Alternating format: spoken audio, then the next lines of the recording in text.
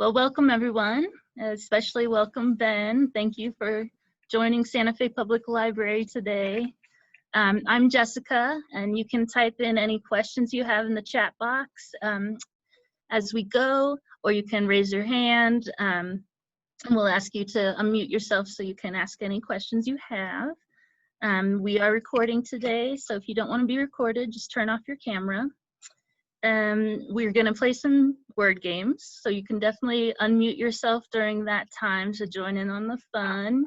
You might want to have an extra piece of paper so you can work on the word game yourself. Okay, again, welcome Ben Guterson. Happy and lucky to have you. Ben Guterson is the author of the Winterhouse Trilogy. Winterhouse has been nominated for an Edgar Award and an Agatha Award. The book also won last year's Washington State Book Award for middle readers, has been nominated for various state awards as well as some international awards in Spain and France after the series was translated into 10 languages. Ben, would you like to start with a short reading from your book? Yeah, that would be great. I'd be happy to. And huge thanks to the good folks at the Santa Fe Public Library. And I should mention, actually, my wife and I and our kids had the pleasure of living in New Mexico for 7 years. I was a school teacher in a small town in the northwestern corner of the state called Crown Point. It was the headquarters of the eastern half of the Navajo reservation. And that was really nice. In fact, two of my children, my two daughters, were born in Gallup, New Mexico. So we're very familiar with the state and really loved it there. And it's so nice to be back in some way visiting some of the patrons and so on through your library. So many thanks for inviting me. I really appreciate it. But yeah, my name is Ben Guterson, and I've written a trilogy, Winterhouse Trilogy. The first book is called Winterhouse, came out about 2.5 years ago. And the follow-up about 1.5 years ago was called The Secrets of Winterhouse. And then the conclusion to the trilogy just came out about half a year ago. It's called The Winterhouse Mysteries. And so, yeah, Jessica, your invitation, I think I'll read just a little bit from the very first chapter, and that'll sort of set us up a little bit for some of the things that I'll discuss as we begin. I'll tell you a little bit about the books and so on, and then I'll share like some word games and puzzles with you. And if you like that kind of stuff, you might want to follow along or see how well you can figure some of these things out as we go. But I'll just read maybe 3-4 minutes from the very first chapter, okay? And that'll set us up for what's to come. And one thing that I did throughout to kind of continue this note of sort of word games and word puzzles throughout the books is each chapter heading has in it what's called a word ladder. And I'll explain more about that in a bit. But you'll see chapter 1 is called A Troubling Note. And if you notice, the words kind of drop down and they change one letter at a time to the word gate. And you'll see why I chose to go from note to gate in this word ladder format through the action of the chapter itself. So I'll start in. Chapter 1 is called A Troubling Note. When Elizabeth Summers tugged open the gate to her aunt and uncle's yard and saw an envelope duct taped to the front door of the shabby house she shared with them, she knew it was bad news. The porch steps, which her Uncle Burlap never kept clean, were slick with snow and ice. And so Elizabeth stepped up carefully, set down her school backpack, and slid her hood from her head with a wet shake. She already had a pretty good idea of what the note inside the envelope would say as she plucked it from the door and then opened it. We informed you several times we would be going on a 3-week getaway and you would not be staying alone while we are gone, so you won't be surprised to find this letter. The house is locked tight. There is a ticket for the 6:20 train north in this envelope. Catch that train, and when you get off in the morning at Sternhaven, there will be a ticket waiting for you at the bus station. Get on the bus that goes to the Winterhouse Hotel. They will be expecting you. Here's $3 in case you need anything on the way. You'll get another ticket to come back after the new year. Don't cause trouble for anyone. None of your nonsense. Elizabeth studied the train ticket. 6:20 was in 3 hours, the first 3 hours of her 24 days of Christmas vacation. And as they had promised, after lecturing her for the past 2 weeks about how they were leaving for Christmas and Elizabeth would be sent away, her aunt and uncle really were gone. Elizabeth glanced at the street through her foggy glasses. The snow was falling harder And you can see there she is on the porch of her aunt and uncle's house. She's lived with them for the last 7 years since she was 4 years old because her parents passed away in an unfortunate accident. And there she is reading the note that her aunt and uncle have left her. A plastic grocery bag hung on the doorknob. Elizabeth peeked inside and saw it was filled with 3 shirts, 2 pairs of socks, a pair of pants, and some undergarments. She examined the 3 grimy dollar bills she'd been giving, all the while imagining Aunt Purdy peeling them from her coin purse with her thin fingers and reluctantly smoothing them into the envelope. In Elizabeth's imagination, Uncle Burlap was standing beside her and eyeing the money doubtfully, as if even this amount was too much. She let this picture fade away like the steam of her breath in the chill air. Elizabeth read the note once more. She stuffed it into her jacket pocket with the money and the ticket, and then unzipped her backpack. From the bottom of it, beneath the 4 paperbacks the school librarian had allowed her to check out for winter break, and her own volume of Anne of Green Gables, she removed a pen and a small notepad. The notepad was spiral bound along its top edge, green covered and worn with creases, the sort of pad a waiter might use to take your order at a restaurant. Elizabeth flipped it open, and on the 5th page, entry number 43 on her list of reasons why I do not like my aunt and uncle, she wrote, because they are sending me to a hotel in the middle of nowhere during Christmas with no money and hardly any clothes. She returned the notepad to its place, then put the plastic grocery bag inside her pack and zipped it closed. She was about to leave, but found herself staring at the strip of duct tape that had held the envelope, her breath rising high and tight in her chest, and her eyes beginning to water. And then, before she realized what she was doing, she slammed her palm against the plywood door. The sound, a sharp thwack like the noise of a book dropped on a wooden floor, startled Elizabeth, made her wonder just what had gotten into her. She looked around to see if anyone had been watching, but all was silent. An empty street in the growing darkness with the snow falling more heavily now. Elizabeth sighed and picked up her backpack. Why can't I have my parents back, she thought. And then, because there were no friends she might possibly ask to stay with for 3 weeks and no chance of avoiding her aunt and uncle's anger if she didn't follow their instructions, Elizabeth turned to walk the 1.5 miles to the station and wait for the 6:20 train to Sternhaven. She hoisted her backpack onto her shoulders and retraced her step to the gate, and right as she stepped out of the yard and onto the sidewalk, the feeling came over her. She froze in place, wide-eyed, and wondered what was going to happen this time. Her heart began to beat quickly. All was silent, and then a loud crash sounded behind her. That's the end of the first chapter. So what Winterhouse is about, and maybe I'll share my screen right now if that's okay, because I can show some pictures and that might kind of illuminate things a bit. Let me go ahead and share here real quickly. Get this up.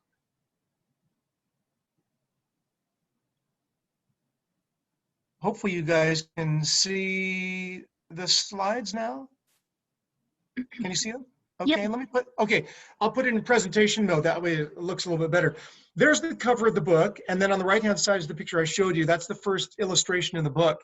And by the way, the illustrations were done by a woman named Chloe Bristol, who's a fabulously talented a young artist, and I'm really happy that she was able to do the artwork for the 3 books. The book company, Macmillan, and I have a great editor named Christy Ottaviano. She was able to locate Chloe and got her to work on these books. And I'm just so happy with her artwork. It's really fabulous. And you see that beautiful cover there. It really looks amazing. So, of course, I'm not going to tell you what the book is about. You might be interested to read it yourself, and I don't want to spoil anything. But I just wanted to sort of, show you a little bit of what you might encounter if you happen to pick up the book, or even if you just read a description of it. And it's about Elizabeth Summer. She's 11. And as you might have guessed from the chapter I read, she's a big bookworm. She loves to read books. And that is a great description of myself. And I'm guessing maybe many, if not all of you on this call as well. I've always loved books. They've always been among my best friends. And I love to read so much. And so does Elizabeth. And you can see she's got her backpack there in the picture with all the books she's checked out. Because all she wants to do for 3 weeks of her holiday vacation is just sit in her room and not be bothered by her mean aunt and uncle and just read her books. But of course, they foil this plan by giving her this note and locking the house. And she's like, well, I don't get it. They're so poor. How can they afford to send me anywhere? There must be some trick. They're trying to ruin my holiday vacation by sending me to probably the worst place in the world. But what can she do? She gets on the train and the bus, like the note said, and she's got a little bit of money, and she thinks she's going to end up at this terrible place. But as you can see there in that picture, it's an incredible place. It's 13 stories tall. It's this magical, lavish hotel called Winterhouse. And you can see an illustration of it there on the far side. And the owner is a man named Norbridge Falls. And he and his family have run the hotel for over 100 years. And he can do a little bit of magic. In fact, right when he meets Elizabeth the first night, she enters like after dinner. And he reaches behind her ear and he pulls out a coin. And there he is holding it up. And she figures, you know, this is just a trick like magicians do, but it also feels a little bit authentic. It feels a little bit like maybe he possesses genuine magical powers. And she's very intrigued by this man. Anyway, on the right-hand side there, one thing Norbridge tells her is that Winterhouse has a huge library. It's 3 stories tall. It has thousands and thousands of books. And of course, the bookworm that she is, she wants to visit it right away. So on the right-hand side there, she's sneaking down that first night. So again, I won't tell you too much about the story, but she makes a great friend named Freddie Knox. He's also at the library by himself. And on the first day, they're looking at some paintings in it's called a portrait gallery, you know, like a little mini museum in Winterhouse. And they see the founder of the hotel, Norbridge, the man with the coin, his grandfather. And there's a portrait of him. And on his lap, there's a book that's open. And the book has all these strange letters in it. And as the story of Winterhouse progresses, Elizabeth and Freddie start to learn some of the secrets about the hotel. And part of it is connected, maybe, they think, to that book that's open on his lap. It might have a coded message, and they start to wonder about that. And they have adventures. They're there on the right-hand side going cross-country skiing one night, and they come across this creepy place and all that. So again, I don't want to spoil anything for you, but I don't think I've given anything away that you wouldn't get if you maybe looked at, you know, like the inside of the book or something like that. So that's kind of what it's about. It's kind of a mystery, and Elizabeth goes through a lot of things, and she and Freddie become good friends, and they like to play around with words, you know, anagrams and all sorts of things. And I'll say a lot more about those in a few minutes. And they kind of bond over their love of wordplay and adventure and mysteries. So they become good friends. The second book occurs a year later. It's no real spoiler to tell you that it's a year later, the next holiday vacation. Now Elizabeth is 12, and she goes back to Winterhouse for a second sort of Christmas stay. And the second book is called The Secrets of Winterhouse. There's new characters there. There's a couple of them on the right-hand side. Elizabeth's poking around the library, and this girl who she kind of becomes friends with, and her sort of creepy grandmother sneak up on her. And there's a legend about these secret tunnels, maybe inside the hotel or even underneath the hotel. And that's kind of a representation of them on the left side. Elizabeth investigates things, and she gets involved in some danger and so on. But again, I just want to give you a little taste of it. And I also want to show you some more of Chloe's beautiful illustrations, so you can see all that there. And then the third and final volume, which just came out in December, the last day of December, like 8 months ago or whatever, is called The Winterhouse Mysteries. And that really wraps up the trilogy. It's just 3 books. And I like to think it's come to a conclusion, you know, that there won't be a 4th one. But you can see, you know, the 3rd book takes place a few months after the 2nd book ends. And I won't tell you why, because that would be a spoiler. But there's Elizabeth. She likes to work on puzzles. And there she's working on this huge one that's always in the lobby of the hotel. And then she and Freddie in the 3rd book, they continue to investigate all these really strange things about Winterhouse and its history and different sort of magical things about it. And they're trying to solve stuff. So they're going through old documents, and there's things that are, you know, there's murals on the walls, and Elizabeth and Freddie are just trying to put everything together. And so it's my hope that, you know, people who like mysteries or young readers who like mysterious things might enjoy reading about these 2 kids, Elizabeth in particular, who are real clever and find themselves in in these situations where they uncover a lot of secrets as they learn about the hotel and also a little bit about themselves. So that's kind of what the books are about. And it was a ton of fun to work on them and to write them. And it was a pleasure to wrap it up as well. I don't really have any intention of continuing because it feels like I came to the conclusion of the trilogy. So those are just that's just a taste of what the books are about. I'd be happy to take some questions maybe in a bit. Maybe we can kind of break it up, talk questions. But why don't I show you, why don't I change tracks just momentarily here and show you a couple other things. When I was a kid myself, I have the pleasure of meeting with a lot of schools, both around the country and particularly in my area. I live near Seattle, and I grew up in Seattle. And I'm really fun to visit, students and teachers and libraries and so on. When I was a kid, these were some of my favorite books. I love the Roald Dahl books like James and the Giant Peach and Charlie and the Chocolate Factory. And I find that, these are still very popular with young readers today. These have been made into movies and people are familiar with them. And this one as well, The Lion, the Witch, and the Wardrobe, in the Chronicles of Narnia, everyone's familiar with these still, even though I think this book was written probably at least 60 or 70 years ago. I think like in the 1950s or so it was written. I loved this book when I was a kid, The Phantom Toll Booth by Norton Juster, with these beautiful illustrations by Jules Pfeiffer. I think is still illustrating books today. He must be in his 90s. It was a great book. The book I loved the most was called The House with a Clock in Its Walls, and it was made into a movie about 2 years ago now, I think. And I loved that book. My teacher read it to our class when I was in 5th grade, and I just went nuts over it. I just thought it was just the most magical story. I just loved it. And I don't know if this will be of interest so much to folks on this call, but these are some books I've read recently that I really like. I love this author, Trenton Lee Stewart. He's written this series called The Mysterious Benedict Society, and it's really popular. I think the first one came out about 12 years ago. I've also read The Secret Keepers by him, which is great. These books are great. The Book Scavenger series and a series called War in the 13th. The one on the far right there, Amulet, is a graphic novel series, and it's really popular. And by chance, the author, Kazu Kibuyoshi, lives right near me. And these books are really well received around the world. Here's a few other books. I won't go through them, but I just wanted to share them with you. And one down there at the bottom, Nevermore. People who like the Harry Potter books really take to the Nevermore series. It's a fantastic series. The third one just came out recently. But these are some books that have come out recently that I really like, and I like to recommend them to teachers and librarians, and especially to young kids. A lot of times, young readers have already encountered many of these books. Let me show you something kind of fun. At the beginning of when I started talking, I mentioned the word bookworm, and we all know what bookworm means. But until a few years ago, I never stepped back and sort of thought like, why is it that we call people who love books bookworms? And when you think about it, it's like, why a worm? That doesn't really make sense to me. So I've learned the answer to this a few years ago. And here's how it all connects. My wife and I were in Portugal last November, and we went to this place in a city called Mafra.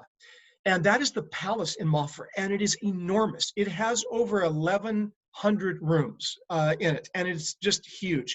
And the biggest room in it is the library. It's longer than a football field. It's over 100 yards long. It is enormous. And there's me looking all proud to be in the library, like I own the place. Now, here's the thing. The books have been there for hundreds of years.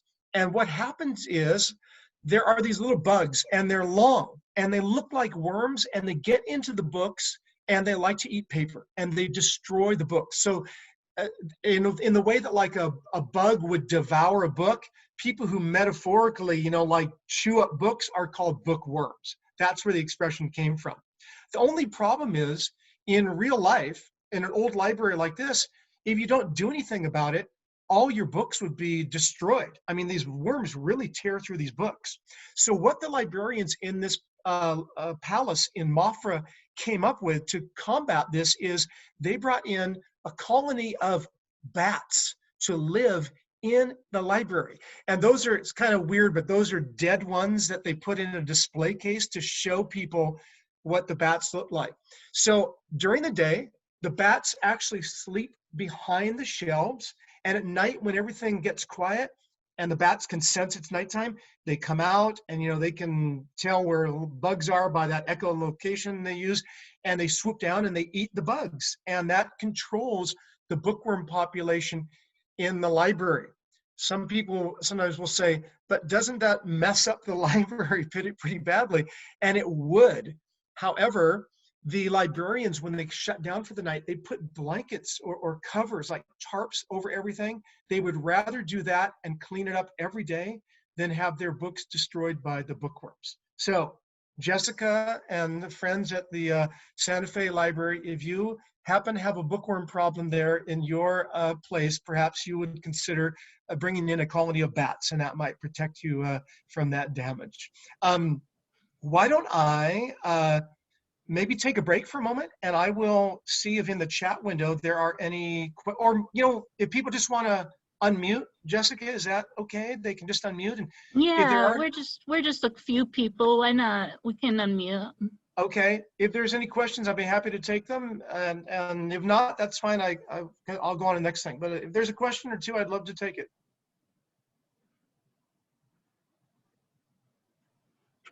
I'm curious of what Olivia and your family thinks of your writing. Well, it's really nice to have my daughter on here, and as you can see, she's the new mother there. It's really beautiful to be able to see them. We see them a lot, photos and video chat and so on. It's nice to see her now. But my family's been just incredibly supportive of my writing, and I would say maybe my wife in particular, because it's got to be a give and take, right? With the two people in the house. My kids are grown up now and on their own, obviously, as you can see. And but even when I have 3 children, a son and 2 daughters, even when they were all in the house, it was pretty remarkable. I worked at Microsoft for 17 years, and before that I was a school teacher for a decade. And while I was at Microsoft, every evening I would try to write, and my kids, my wife were just really fantastic about granting me that quiet time and space to be able to write. So, without the support of your family or the people who love you, it's really impossible to follow any dream that you might have. So I'm super grateful to them for that. So yeah, it was just always very supportive. My family has been, that's for sure. Well, I'm happy to go on a bit. I know if there's other questions you're thinking about, that would be fine. I'm happy to answer them. But if you'd like, if you happen to have a pen and paper out, you don't have to, but if you want to maybe extra dimension to this next part, you might want to try out some of these things I'm about to cover here. Let me show you something interesting, because in the Winterhouse books, there's a lot of codes and wordplay and word games. I always loved this kind of stuff, and I tried to work it into the Winterhouse books. First, because I think it's fun, and secondly, I sort of hope and think that young readers might enjoy it as well. It just, I don't know, it seems like people always like fun things like that. I always liked like Scrabble or like Hangman, those kinds of games, doing crossword puzzles. They're always a lot of fun to exercise your mind in that way. So part of the way this started for me is when I was young, when I was a kid, of course, I'd be driving in the car with my mother and father, and they would always stop at a stop sign, of course, and I would look at the stop signs, and I would see those letters, S-T-O-P, and for some reason, my mind would start to play around with the letters. And after a while, I realized there are 5 other 4-letter words into which you can rearrange the letters S-T-O-P. That is 5 other words that have 4 letters. If you happen to know what they are, either just think of them or even jot them down if you want. But I guarantee there's 5 of them. I'll start showing them to you. One of them is the word tops. There's also the word post. There's the word pots. There's the word spot. I'm guessing many, maybe all you got those ones. Anyone know what the 5th one is? It's not a very common word, 4-letter word. Someone makes a choice about something, opts to do something. So those are the 4-letter words. Of course, there's 2-letter words like T-O or S-O, and there's 3-letter words like top or pot, but I'm just talking about the 4-letter words. So I just thought that was really fun. It really seemed cool to me that there were all these other words kind of packed into the word stop. Of course, these are called anagrams. When you rearrange the letters of a word or words to form other words or single words. So I got online and I looked at some fun anagrams. These ones I didn't make up myself. I found them online. You can rearrange the word listen into the word silent. You can rearrange the word astronomers into the word moon starers. And I like that because it's kind of what astronomers are. You can change conversation into voices rant on. You can change the countryside into no city dust here. You can change vacation time into I am not active. And my personal favorite, you can change a decimal point into I'm a dot in place. And again, I really like these because the thing on the right-hand side is kind of a commentary on the original statement or words on the left-hand side. I think those are really clever. And again, I didn't come up with those. I found those on a website. But there are these anagram websites, and you can go to them and you can put in any word you want. So I went to them, one of them, I put in my last name, Guterson, has 8 letters. And you push the button and you see what anagrams get back. And most of the anagrams I got back from my last name were 2-word anagrams. So you can turn Guterson into rug notes. You can turn into true song. You can turn into sour gent. You can turn into so urgent. However, I discovered there's only one word, really, in the English language that has 8 letters, a real word, not a nonsense word, like my last name, 8 letters. And it is the name of a fish. It is sturgeon. And that is what a sturgeon looks like. So you see how this works here. If you want to give it a try, see how many 4-letter words you can create out of east. Not 2 letters, 3 letters, 4-letter words can you rearrange east into. See if you can come up with, 1 or 2 or 3. And I'll just give you a moment here. Otherwise, this would be all day. You can do it in your head or on paper, whatever works for you. All right, I see folks furiously working away. Here we go. Seat, tease, eats, sate. You might have gotten 1 or 2 others, but those are some. Here, how about the word star? 4-letter words. This one I think is a little easier than east, maybe. You can probably get 2 or 3 right away. Tars, arts, rats. I bet some of you got all 3 of those. All right, let's try 5-letter words. Steam. Create 5-letter words.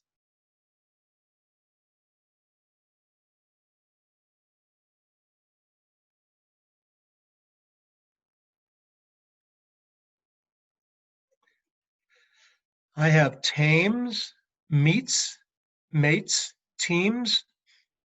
Let's try another one. Notes. This one's good. I remember correctly, there's a word that's not all that common here. I bet you can get 1 or 2 of them pretty easily. Stone and tones. Anyone get onset? That's not a common word. That's a tricky one. I think this is the last, yeah, the last one. Hopefully you can see it. It's kind of covered on my screen. Least, move this out of the way. Yeah. Least, 5-letter words.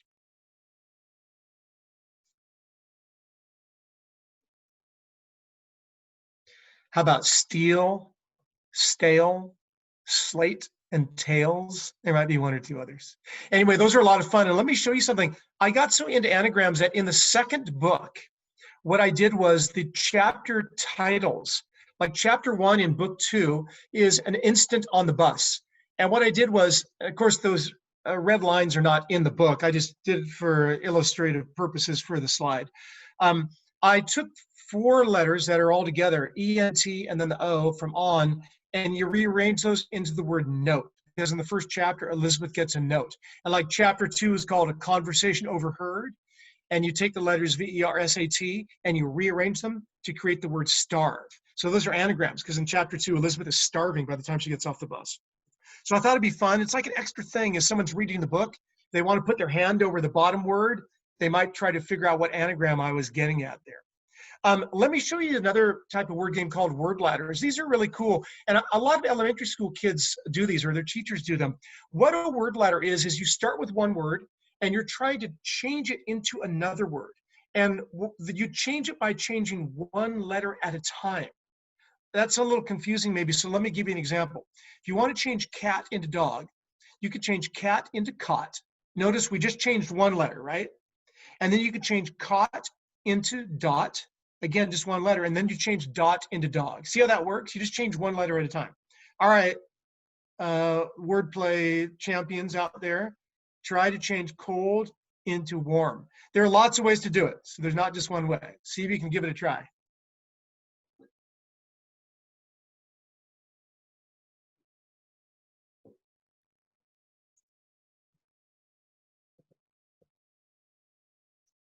These are tricky because you have to think of what direction you're headed. You want a hint, if you haven't started yet, here's one way to do it. Second word could be cord, but there's other ways to do it.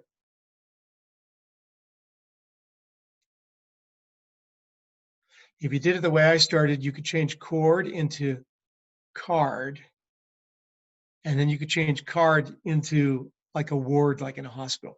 Again, there are other ways. What's neat about word ladders is there's often more than one way to do them, and you might have done a different way. Well, let's just try one more. This one has 4 steps in between. See if you could change head into tail. This is actually a very famous one. I'll tell you why in a moment. Head to tail. If you're having trouble getting started, I'll give you the first one. You can change head into heel.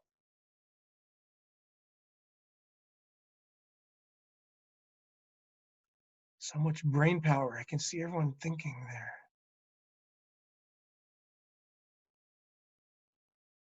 And you could go different ways. I did heel into teal, and that might help get you even more on track. I'll show you the next 2. Some of you might be done already. You could do teal to tell, and then to tall, and then to tail. Again, there's lots of ways to do this one, but this one, the reason I mention it's famous is because word ladders were actually created by Lewis Carroll, who of course wrote the Alice in Wonderland books. He called these doublets, but we call them generally word ladders. And I think the first example he used was head to tail. And so it's a very well-known one. Again, I think I told you at the beginning when I read chapter 1, I use word ladders in every chapter in the first book, Winterhouse. And I already showed you the first one from chapter 1.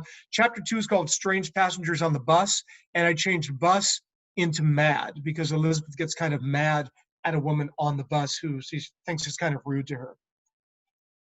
But it's kind of fun to do these word ladders. And again, people who read the books, sometimes they like to challenge themselves. They put their hand over all the words in between and they try to get from note to gate fast. I've had a few kids write to me on my website and they'll say, I got from note to gate faster than you did, Ben Guterson. And so that's great. That's a lot of fun. Let me show you another kind of wordplay that is really fun. I'm going to move this out of the way so I can see everything. Palindromes. Palindromes are when you write something out and then when you reverse it, it says the same thing backwards or forwards. Again, like single words, deed, noon, and sees. All you can see at a glance, if you reverse those words, they would say the exact same thing backwards or forwards. Here are some longer words: civic, madam, and radar, backwards and forwards, same thing. Here's even longer ones: race car, redder, reviver. You can see if you turn those around. Now, those are all kind of easy because they're just one word. So let's try full sentences. How about this one? Step on no pets. And if you were to read it backwards, it would still say step on no pets. Or rats live on no evil star. And if you read it backwards, still says exactly the same thing. Those are a lot of fun. And those 2 are kind of easy because it's exactly the same words reversed. So let's get a little more complicated. How about a dog, a panic in a pagoda? And if you read it backwards, it still says a dog, a panic in a pagoda. Try to work your eyes across there and you'll see exactly what I mean. See how it works? How about this one? Mr. Owl ate my metal worm. You read it backwards, it still says Mr. Owl ate my metal worm. Here is my personal favorite. Go hang a salami, I'm a lasagna hog. You read it backwards, it still says the same thing. And here's a long one. My thing's in the way now, I can't see it all. I saw desserts, I'd no lemons, alas, no melon, distressed was I. And if you read it backwards, it still says the same thing. I didn't make any of these up. I need to make that clear. I found all these online. A lot of them are pretty famous, and you might have even seen them before. But I don't know, I find these really fun. And again, I'm showing you all this because in the Winterhouse books, Freddie and Elizabeth they use a lot of this wordplay stuff to solve clues that they encounter in books and written in places and all that.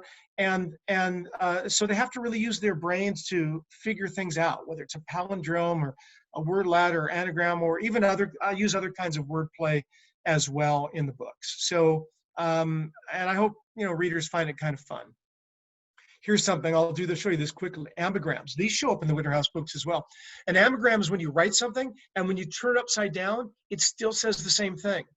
That sounds kind of weird, and it's very artistic. So sometimes you have to use your imagination a little bit. So I got that top one on the right. It says anagram. I found that online. And again, these are kind of stylized, so you have to use your imagination a little bit. But if you turn it upside down, it still says anagram. See what I mean? Now, the one on the left I did use in the book, although Chloe, the artist, she made it look better than I make it look. It says faith, F-A-I-T-H. Can you see it? It's a little bit weird, but again, anagrams are hard to do. If you turn upside down, it still says faith if you use your imagination. The one on the bottom I did when I was about 12 years old.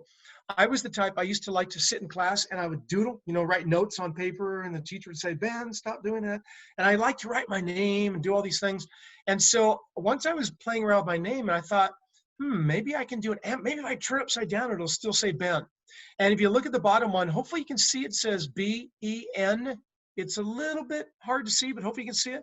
And I played around with it. And eventually I got it figured out. If you turn upside down, it still says Ben. So if you're artistically inclined and you want a real challenge and you want to do your name or a friend's name in anagram, they're really hard to do. Let me show you the last puzzle here. And everyone okay so far? I'm not going too fast, am I? Can I keep going with the codes? Okay. I keep having to move the bar out of the way because it's kind of in the way. This is a very interesting thing, a very interesting technique for making coded messages. It's called the Vigenère cipher. It's gone by other names in history. It's actually over 2,000 years old. Even the Romans, like in the time of Julius Caesar, used this. It was used during the American Civil War to send coded messages. And really, until computers came around, this was one of the most powerful methods for making a coded message. We take it for granted today that, we can write things or send things online and no one else will read them. But, think about it. Back in olden times, if you wanted to get a message from you to someone else and you didn't want anyone else along the way to read the message and know what it said, you had to be real creative in how you made a coded message. So there are all these techniques that people used to use. And this is a really powerful one, the Vigenère cipher. So it's a little tricky. I'll do my best to explain it. And if it doesn't make sense to you, don't worry, just forget about it. Or if you're interested, you could find tons of information about it online. But I'm just going to explain it in like 2 minutes. Here's how it works. You need a keyword. A keyword is like a password. You know it. Your friend who you're sending the message to knows it, but no one else knows it. Again, it's like a password. You don't share it with anyone. So for the purposes of this example, I'm just going to use the keyword. The word will be read. You could choose any word in the whole world as long as you and your friend know it, okay? All right, now notice here, the first letter in our keyword is an R. So there's the R, and then over here on the Vigenère cipher, you'll notice on the top row, everyone see how I've highlighted the R there along the top? Okay, now let's say I want to send a message to my friend, and the message is, come to the park. I don't want anyone else to get it. I write it down, I send it by messenger and all that. So I look at the first letter in come to the park, and it's a C. So then I find the C on the left side of the Vigenère square, and then I go out into the middle where the two letters intersect. You see what I mean? And that becomes the first letter of my coded message. So I've changed the letter C into the letter T by applying the keyword. Again, if you're a little lost, let's keep going and maybe it'll clear up. Look at this. The next letter of the keyword is an E, right? And I find E along the top of the Vigenère square. The next letter in my phrase is an O. I find that along the left-hand side. And then I find where they intersect, it's an S, and that becomes the second letter of my coded message. So that's what I'm writing down on a piece of paper, the TS, and then I keep going. Then I find the A in my keyword, there it is in the cipher, or in the square. I find the M in the phrase, there it is in the square. I find where they intersect, it's an M, and that becomes the third letter in my message. So I write down so far TSM, and I just keep going, working through. I write that nonsense down on a piece of paper. I send it to my friend. Then my friend reverses the process, and they can read my message in regular English rather than nonsense English. Now, again, I went through that pretty quickly. Some of you might have just gotten it right away, and it's like, oh, I get it. But if not, don't worry too much about it. But if you're interested, you can look it up. And there's a lot of really interesting history about the Vigenère cipher. And so if you want to learn about it, you can. And there's ways online you can do the cipher real easily. And it's a lot of fun. And sometimes I get messages through my website or even notes if I go to things where kids will write me a note in a cipher, and then I got to figure the whole thing out, what they're writing to me, which is, it's a lot of fun. So those are some of the things. I should mention Elizabeth and Freddie in the first book.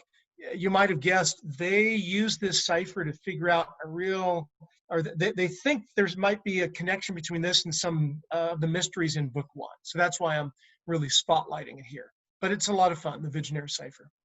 So Jessica, I think I will stop here. I think that's really about all that I have formally to share, and I'd be happy to take any more questions either from the group or anything that you might have. I know you'd gotten some questions maybe beforehand from patrons or that you'd come up with. So happy to take any questions now.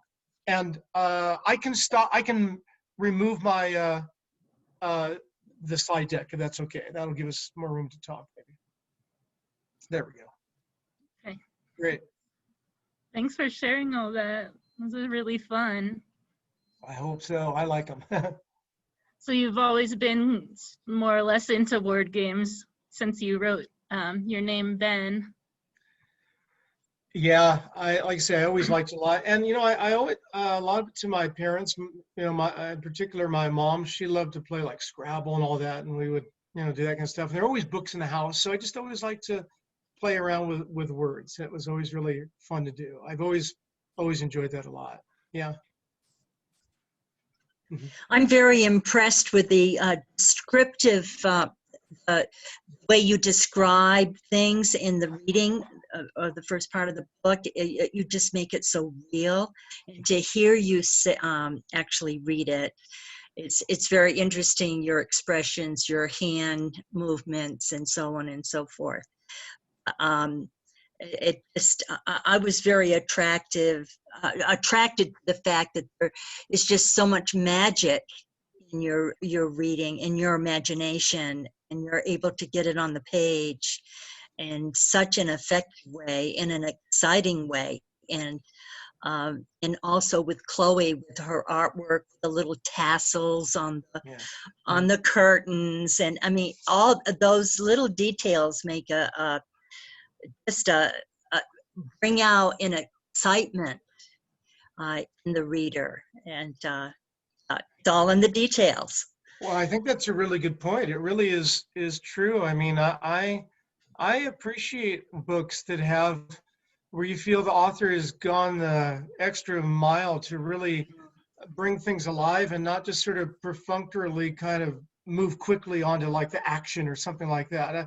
I think people like that. And one thing I really tried to do, and I've been pleased to hear this with some readers, is they felt that the hotel itself was almost like a character in the book. It kind of comes alive as like almost a living thing.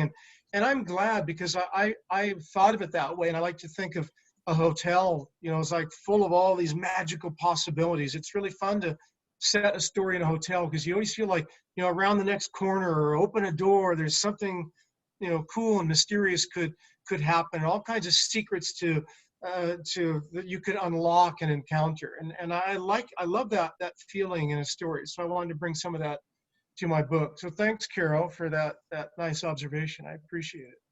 Oh, well, you're welcome. And these word games are phenomenal. Mm-hmm. Right now, I'm in the process of writing my memoirs for my grandchildren. Okay. And this is just really giving me food for thought, and also working with them and having fun with word plays other than just Scrabble. This is just very innovative. I'm just really impressed with your work and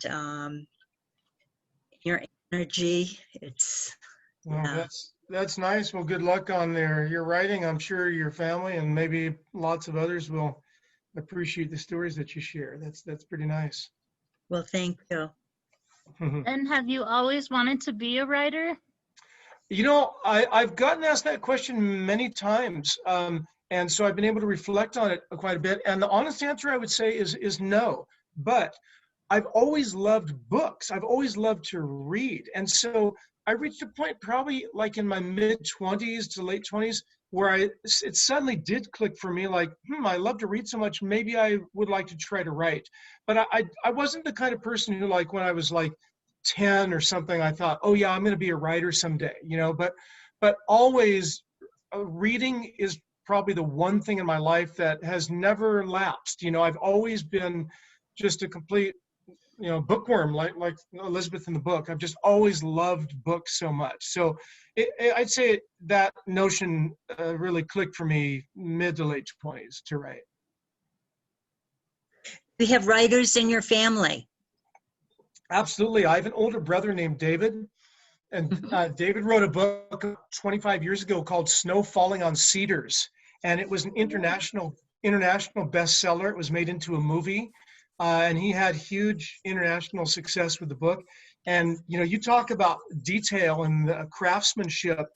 If you haven't read that book, and I mean literally millions of people have, it's a beautiful, moving, a fantastic story, and his love of words is like second to none. And if you haven't encountered it, I'd encourage you to pick it up. It's an amazing book. He's gone on to write other books as well.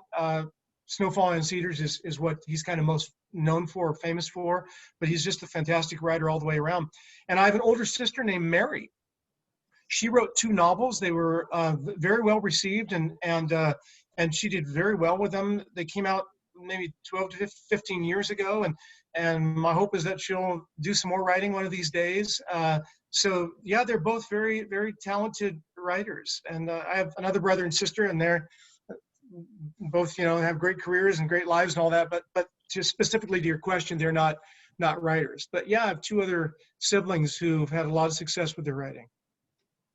How about your parents or your grandparents? Well, my grandparents on my father's side were very musically inclined. A lot of them were professional musicians, although my grandfather was not.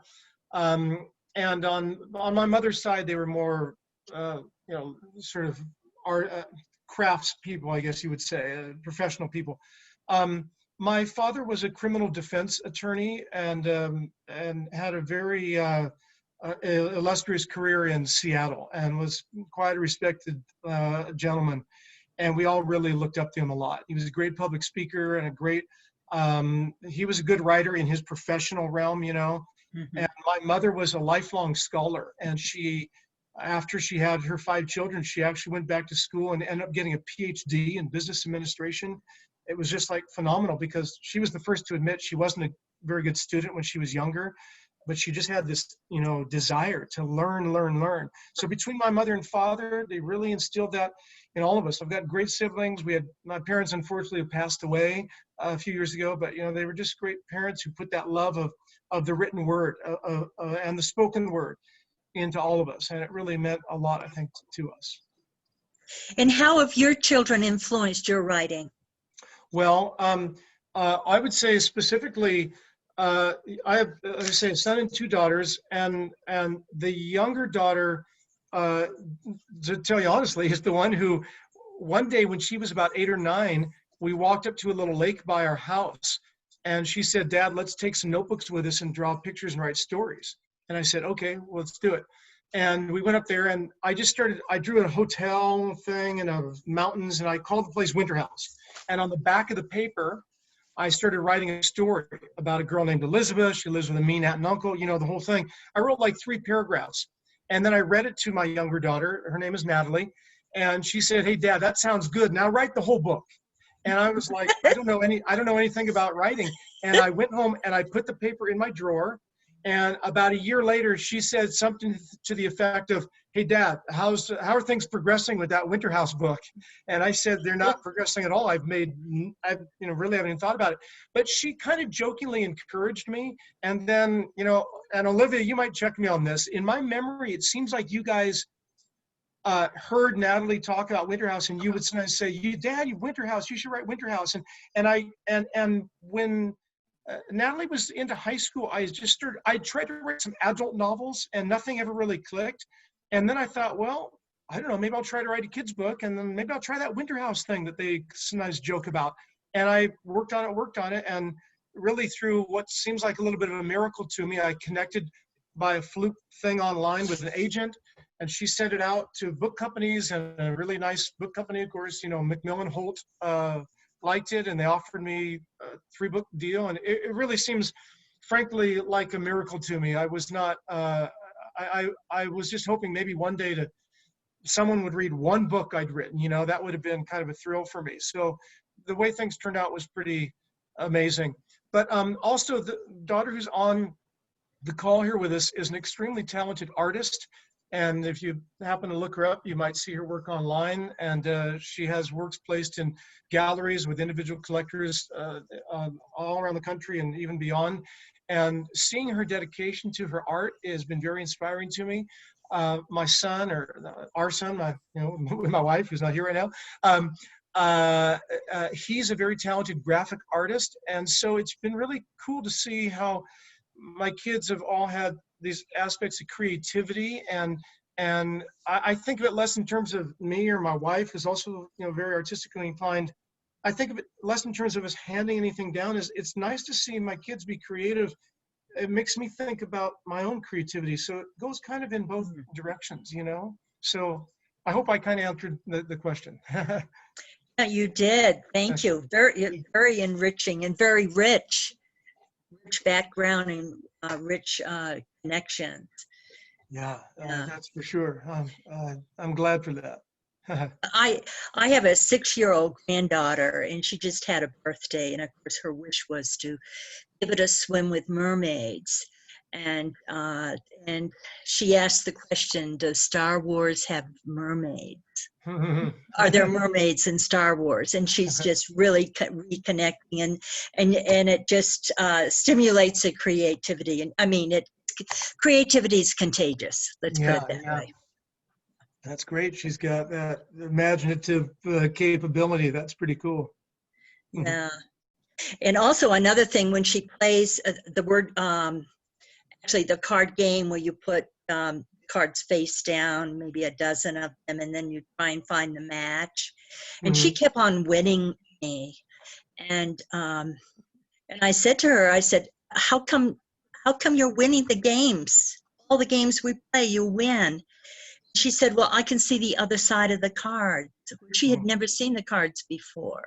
Wow. Let's talk about magic. Yeah, that's amazing. You should take her to Las Vegas with you one of these times. Right, exactly. A lot of potential. Well, Jessica, I want to respect everyone's time. I know it's 1 o'clock. I'm happy to stay on, but I just want to acknowledge that it is 1 o'clock. It's an hour has gone by, I should say. Yeah. This is Maria. I just have a couple of comments. I love the movie Snow Falling on Cedars, so now I need to read the book. It was maybe back in the 90s, but it was a great movie, so I'll put the book. Well, if you like the movie, the book is way better in I my bet. opinion. So and then I just think it's great, and I wonder if you have some messages for kids out there who might be artists who might not have a lot of resources, but they have pens and paper and just want to start writing. I loved your story that you were with your daughter and you started writing a few things, and how just kind of some encouragement to some kids out there who might be aspiring artists or aspiring writers. Yeah, I really feel that if you love doing something, you'll do it. Like, it doesn't matter who tells you can't, or if you don't have the right computer or the right pad of paper or whatever it is. If you want to do something, if you're driven to do it, you'll do it. And I will say there's no guarantee that this may sound a little harsh. There's no guarantee that you will have success, but I will guarantee that if you stop, you will not have success. And, you know, if you love doing something, oftentimes the pleasure you find in doing it can be sufficient. If someone else, if an audience appreciates it and you make money or you get attention for it, that's fantastic. But if you do something that you love, you will keep doing it, and you'll do it regardless of the external feedback you get. So, you know, if you're a kid and you like to do art or you like to write something, just keep at it. It doesn't matter who tells you it's good or bad or you can't do it or whatever. If you love to do it, you'll just keep doing it no matter what anyone says. And that's the surest way of finding success eventually. Because if you give in to the naysayers or the haters or whatever, you will never have success. People will prevail, and they will shut you down, and then your creativity, your originality, your gift will never really blossom or enter into the world. Well said. Thanks so much, Ben. Yeah. Well, thanks so much for having me join, and really happy to have made the connection with you guys. Maybe I'll get down to Santa Fe one of these times and see you in person. That would be quite a thrill for me. But thanks so much for having me join you today. I really appreciate it. We appreciate you. And if anyone watching hasn't checked out Winterhouse yet, we have it on our shelves at the library. Great, Okay. great. Thank you. Thank you so much. Yeah. Very inspirational. Okay. Well, Yes, thank thank you, you. everyone. Okay. Thank you. Thanks a lot. All right. Goodbye, Bye-bye. everyone. Thanks for joining. Bye-bye. Thank you. Mhm.